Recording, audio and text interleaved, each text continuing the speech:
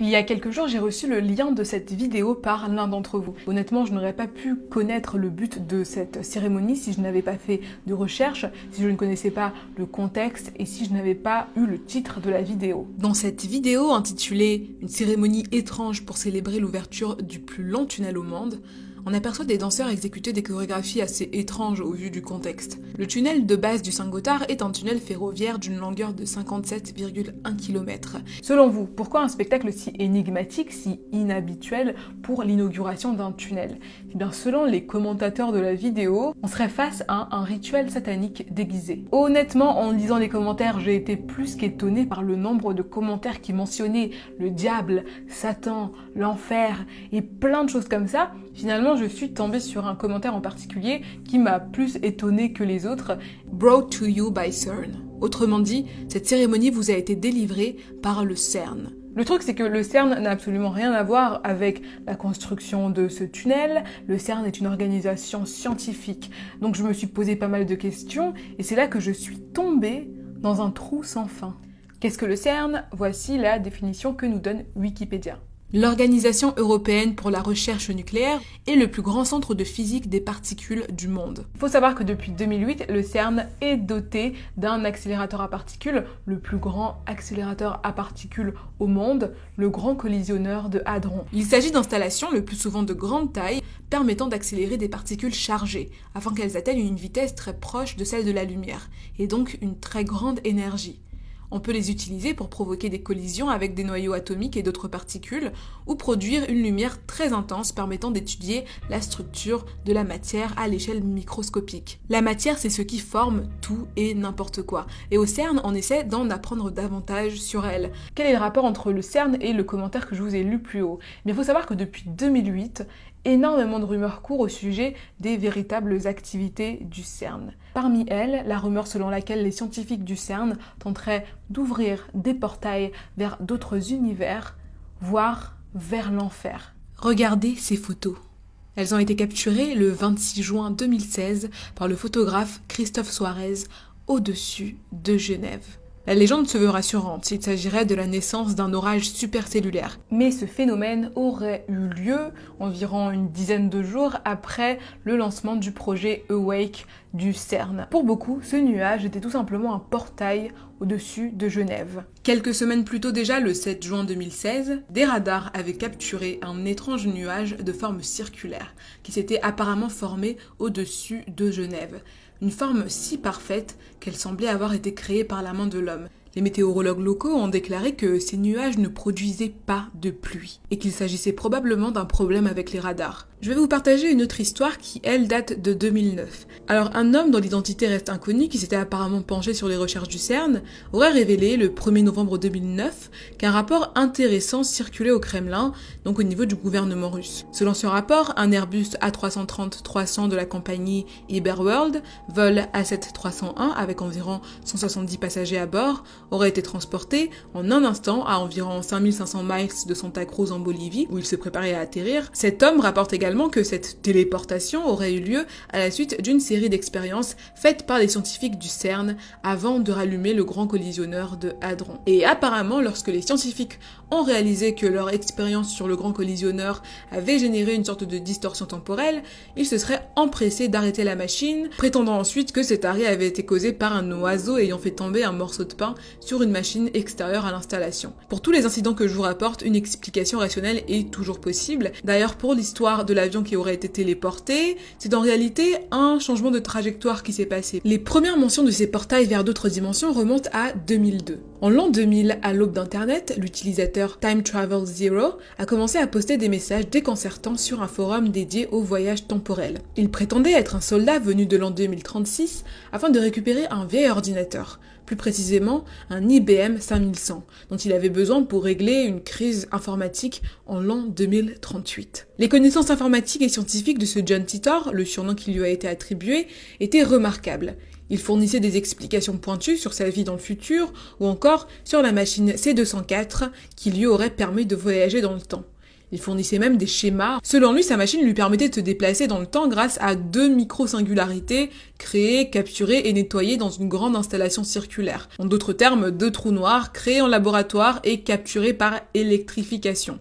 Et ça ressemble pas mal au Grand Collisionneur de Hadron. Faut savoir que depuis le 26 octobre 2015, le Grand Collisionneur de Hadron s'applique justement à créer des mini-trous noirs. Le 22 mars 2001, comme il l'avait prévu, John Titor annonce son départ et disparaît des chatrooms. Info ou intox, en tout cas la présence du CERN dans cette histoire fait réfléchir. Autre détail assez étrange pour certains, la présence au sein du complexe du CERN d'une statue de la divinité hindoue Shiva, qui est un peu le dieu des dieux, et qui est surtout le dieu de la destruction et de la reconstruction d'un nouveau monde, on va dire. Donc voilà, un peu bizarre, un peu ésotérique. Et puis surtout, on se demande ce qu'une statue d'une divinité fait au sein d'un complexe scientifique. J'ai trouvé sur YouTube une vidéo qui est en lien direct avec la statue de Shiva qui se situe au sein du complexe du CERN, et je ne vous en dis pas plus, regardez la vidéo.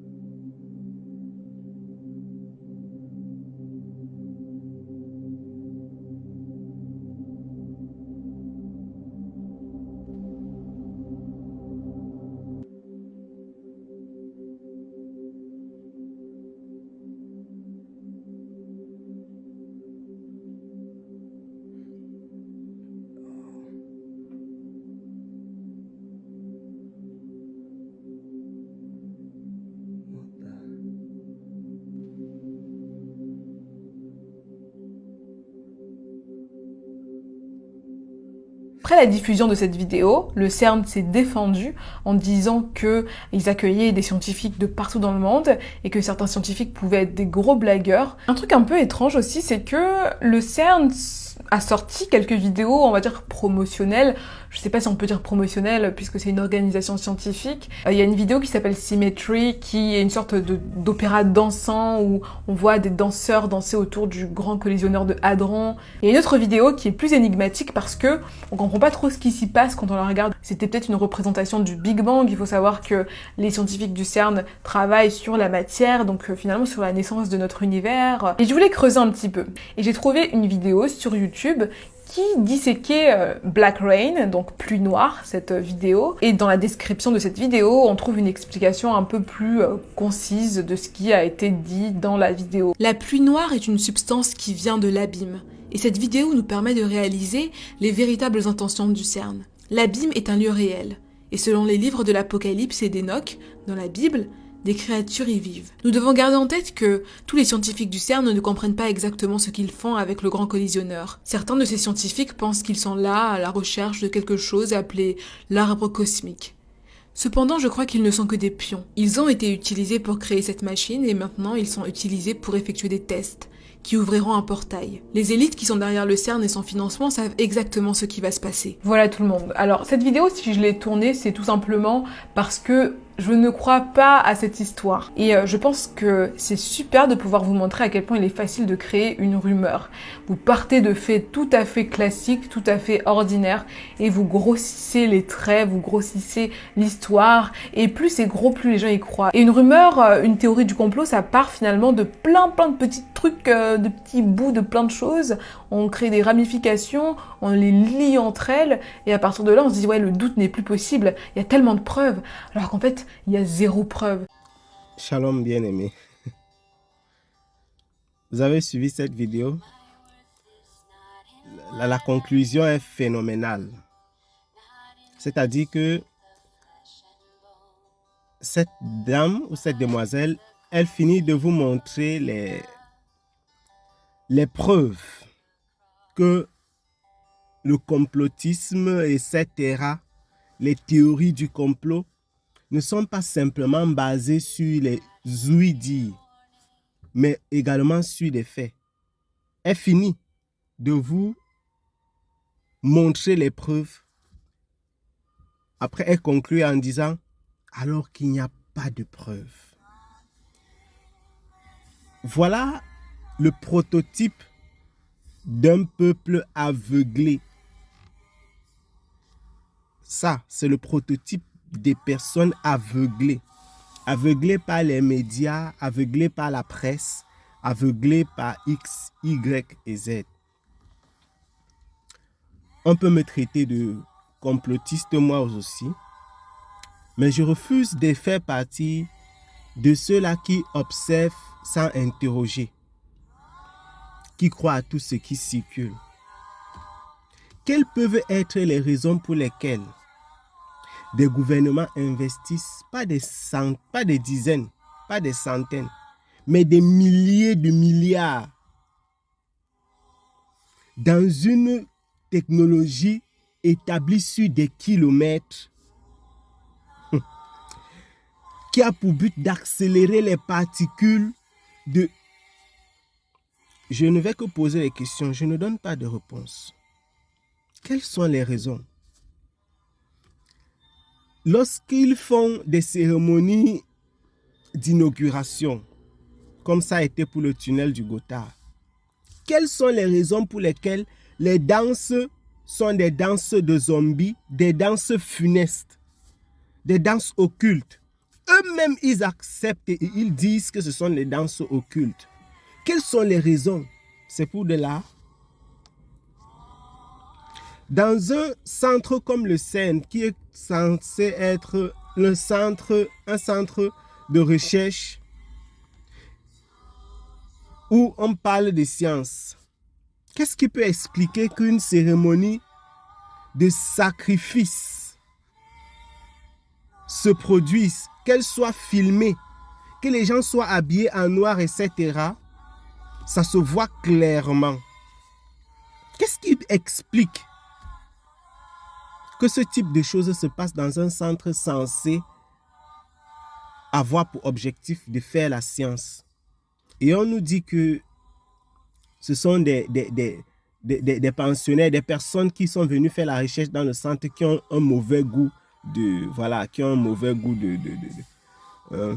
d'humour. C'est-à-dire qu'ils ont fait ça juste pour le plaisir, pour les réseaux sociaux. La question que je pose encore, pourquoi est-ce que lorsque vous voulez faire de l'humour, vous ne faites pas de l'humour dans le sens positif, mais plutôt dans le sens, quand je dis sens positif, je vais dire, votre humour n'est pas, par exemple, de prier le Seigneur, même si c'est le théâtre, même si c'est le sketch. Pourquoi on ne vous voit pas en train de prier, en train d'être prosterné, en train de louer et d'adorer en blanc, etc.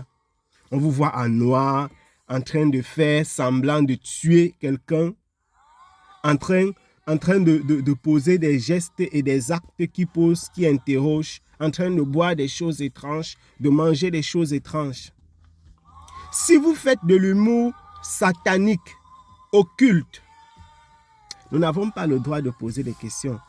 Sinon, nous sommes des complotistes.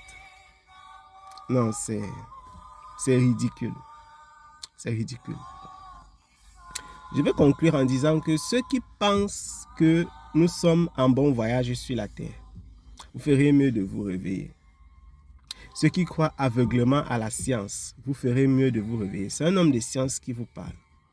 Ceux qui pensent que rien n'est à interroger, vous feriez mieux de vous réveiller.